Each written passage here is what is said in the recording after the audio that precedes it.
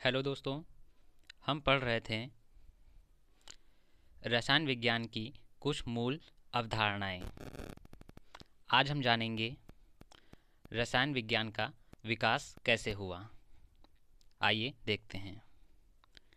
रसायन विज्ञान का विकास। रसायन जैसा आज हम इसे समझते हैं बहुत पुराना विज्ञान नहीं है।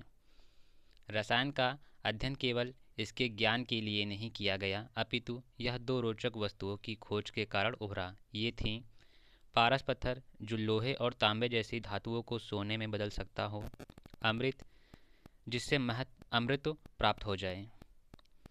पुरातन भारत में लोगों को आधुनिक विज्ञान के उभरने से बहुत पहले से अनेकों वैज्ञानिक तथ्यों की जानकारी थी। वह उस ज्ञान का उपयोग जीवन के विभिन्न क्षेत्रों में करते थे।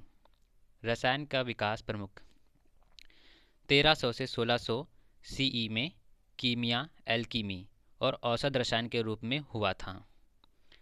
आधुनिक रसायन ने 18वीं शताब्दी में यूरोप में कुछ एल्कीमी परंपराओं के पश्चात आकार प्राप्त किया जो यूरोप में अरबों द्वारा लाई गई थी। यहाँ पर सी का मतलब है 1300 से 1600 शताब्दी। Common era.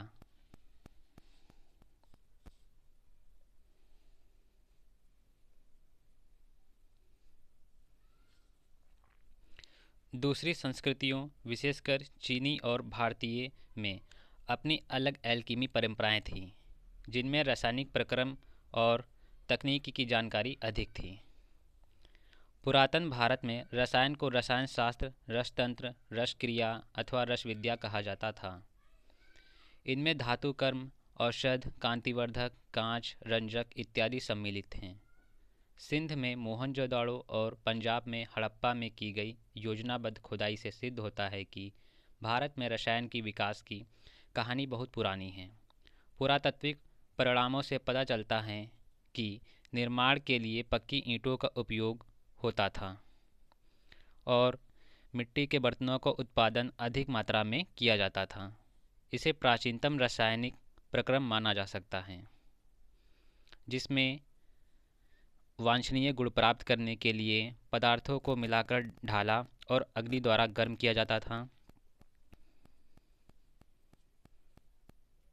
मोहनजोदाड़ो में ग्लेज किए हुए मिट्टी के बर्तनों के अवशेष प्राप्त हुए हैं।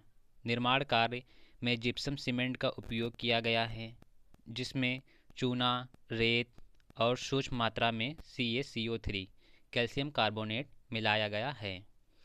हड़प्पा के लोग फेयंस बनाते थे जो एक प्रकार का कांच होता है जिसका उपयोग आभूषणों में किया जाता था। वह शीशा, चांदी, सोना और तांबा जैसी धातुओं को पिघलाकर और फोर्जन द्वारा विभिन्न प्रकार की वस्तुएं बनाते थे। वह टिन और आर्सेनिक मिलाकर शिल्प बनाने के लिए तांबे की कठोरता सुधारते थे। दक्षिण भारत में मस्की 1000 से 900 BCE अर्थात बिफोर कॉमन एरा तथा उत्तर भारत में हस्तिनापुर और तक्षशिला 1000 से 200 BCE में कांच की वस्तुएं प्राप्त हुईं। कांच और गिलेज को रंगने के लिए धातुओं के ऑक्साइड मिलाए जाते थे।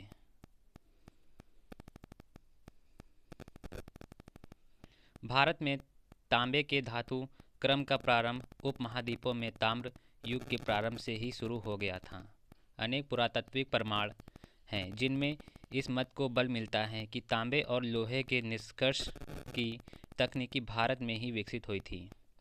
ऋग्वेद के अनुसार 1000 से 400 BC में चर्म संस्करण और कपास को रंगने का कार्य होता था।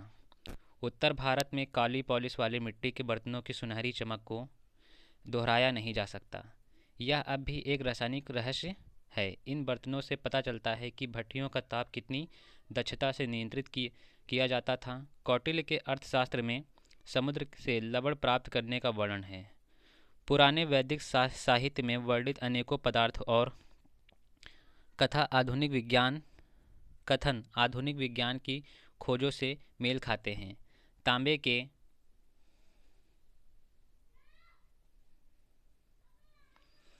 बर्तन, लोहा, सोना, चांदी के आभूषण और टेराकोटा तस्तरियाँ तथा चित्रकारी किए हुए मिट्टी के स्लेटी बर्तन उत्तर भारत के बहुत से पुरातत्व स्थलों से प्राप्त हुए हैं। सुश्रुत संहिता में क्षारकों का महत्व समझाया गया है। चरक संहिता में पुरातन काल के उन भारतीयों का उल्लेख है जिन्हें सल्फ्यूरिक अम्ल, नाइट्रिक अम्ल और तांबे, टीन और जस्ते के ऑक्साइड, तांबे, जस्ते और लोहे के सल्फेट एवं शीशे तथा लोहे के कार्बोनेट बनाना आता था। रसोपनिषद के बारूद बनाने का विवरण है। तमिल साहित्य में भी गंधक, चारकोल, साल्टपीटर, पोटेशियम नाइट्रेट, पारा और कपूर के उपयोगों से पटाखे बनाने का विवरण है। नागार्जुन एक महान भारतीय वैज्ञानिक हुए हैं। वह एक विख्यात रसायनज्ञ, एल्केमिस्ट तथा धातु विज्ञानी थे। उनकी रचना रस रत्नाकर पारे के यौगिकों से संबंधित है। उन्होंने धातुओं जैसे सोना, चांदी, टीन और तांबे के निष्कर्ष की भी विवेचना की है। 800 सीई के आसपास एक पुस्तक रसार्णवम आई। इसमें विभिन्न प्रकार की भट्ठियों, अवनों और क्रूसिबलों के अलग अलग उद्देश्यों के लिए उपयोग की विवेचना की गई है।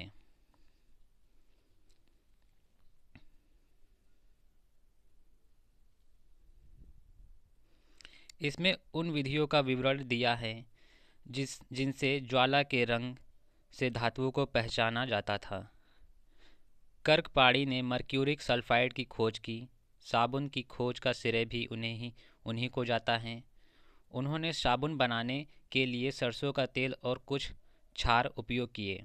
भारतीय ने 18वीं शताब्दी सी में साबुन बनाना प्रारंभ कर दिया था। साबुन बनाने के लिए अरंड का तेल, महुआ के बीज और कैल्शियम कार्बोनेट का उपयोग किया जाता था।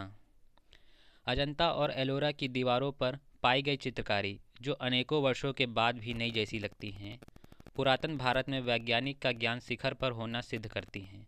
वराहमिहिर की बृहत संहिता, जिसे 6ठी शताब्दी सी में लिखा गया था, एक प्रकार का विश्वकोश है जिसमें दीवारों, छतों, घरों और मंदिरों पर लगाए जाने वाले लसदार पदार्थ को बनाने की जानकारी है। इसे केवल पौधों, फलों, बीजों और छालों के रस से बनाया जाता था, जिन्हें उबालकर गाढ़ा करने के बाद उनमें कई प्रकार के रेजिन मिलाए जाते थे। ऐसे पदार्थों का वैज्ञानिक तरीके से परीक्षण करने के पश्चात उनकी उपयोगिता का आकलन करना रोचक होगा। अथर्ववेद 1000 बीसी जैसे कई प्रतिष्ठित ग्रंथों में रंजकों का वर्णन है, जिनमें हल्दी, मदेर, सूरजमुखी, हरताल, करमीज और लाख शामिल हैं। रंगने के गुण वाले कुछ अन्य पदार्थ जो उपयोग में आते थे वे थे कंपलसिका, पतांगा, जाटुका। वराहमिहिर की बृहत संहिता में इत्र तथा कांतिवर्धकों का भी उल्लेख है। केश रंगने का रंग बनाने के लिए पौधा जैसे नील तथा खनिज जैसे लौह चूर्ण, काला लोहा या स्टील तथा चावल के खट्टे दलिये का अम्लीय सत्व उपयोग किया जाता था। गंध युक्ति में इत्र प्रमुख, सुवासित करने के द्रव, नहाने के पाउडर, सुगंध एवं टैल्कम पाउडर का उल्लेख है। भंडार में इस अवधारणा का आगमन किया द्रव्य के अविभाज्य कणों से बना होता है। बीसी की अंतिम सदी में दार्शनिक चिंतन के एक भाग की तरह हुआ। 600 बीसी के में जन्मे आचार्य कणाद, जिनका वास्तविक नाम कश्यप था, परमाणविक सिद्धांत के प्रस्तावक थे। उन्होंने अति सूक्ष्म अविभाज्य कणों के सिद्धांत का प्रतिपादन किया। इन कणों को उन्होंने परमाणु, एटम के समतुल्य नाम दिया। उन्होंने वैशेषिका सूत्र पुस्तक लिखी। उनके अनुसार सभी पदार्थ छोटी इकाइयों का समूह हैं, जिन्हें परमाणु, एटम कहते हैं।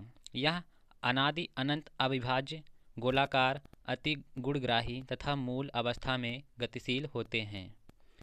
उन्होंने स्पष्ट किया कि इस अकेली इकाई का बोध मनुष्य की किसी भी ज्ञान इंद्रिय द्वारा नहीं होता।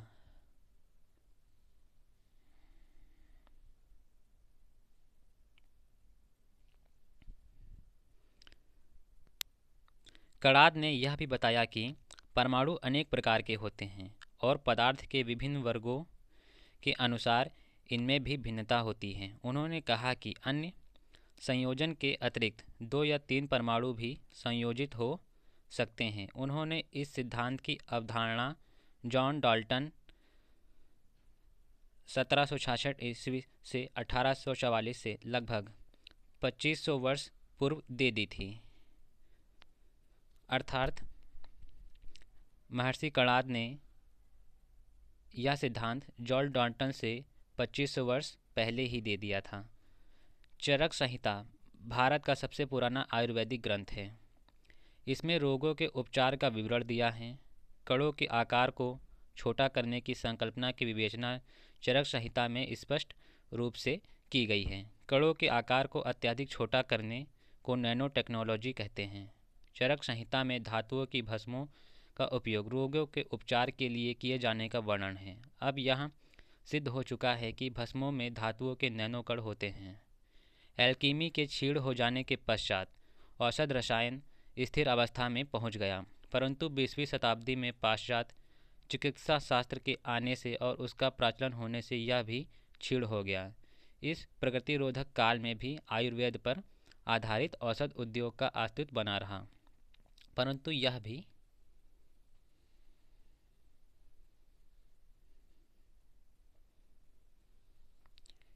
धीरे धीरे क्षीण हो गया। नई तकनीकी सीखने और अपनाने में भारतीयों को 100 से 150 वर्ष तक का समय लगा। इस समय बाहरी उत्पाद देश में प्रवेश कर गए। परिणाम स्वरूप देशज पारंपरिक तकनीकी धीरे धीरे कम होती गई। भारतीय पटल पर आधुनिक विज्ञान 19वीं शताब्दी के अंतिम भाग में उभरा। 19वीं शताब्दी के मध्य तक यूरोपीय वैज्ञानिक भारत में आगे आने लगे तथा आधुनिक रसायन का विकास होने लगा। उपरोक्त वर्णन से आपने जाना कि रसायन द्रव्य के संगठन, संरचना, गुणधर्म तथा परस्पर क्रिया से संबंधित हैं।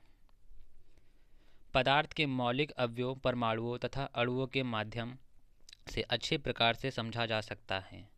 यही कारण है कि रसायन विज्ञान परमाणुओं तथा अणुओं का विज्ञान कहलाता है। क्या हम इन कणों, परमाणु या अणु को देख सकते हैं, उनका भार माप सकते हैं और उनकी उपस्थिति का अनुभव कर सकते हैं? क्या किसी पदार्थ की निश्चित मात्रा में परमाणुओं और अणुओं की संख्या ज्ञात कर सकते हैं? और क्या हम इन कणों की संख्या एवं उनके द्रव्यमान के मध्य मात्रात्मक संबंध प्राप्त कर सकते हैं? इस एकक में हम ऐसे ही कुछ प्रश्नों के उत्तर जानेंगे। इसके अतिरिक्त हम यह भी वर्णन करेंगे कि किसी पदार्थ के भौतिक गुणों को उपयुक्त इकाइयों की सहायता से मात्रात्मक रूप से किस प्रकार दर्शाया जा सकता है। ओके दोस्तों, अभी बस यहीं तक की ही। अब आगे नेक्स्ट रसायन विज्ञान का महत्व अगली वीडियो में करेंगे।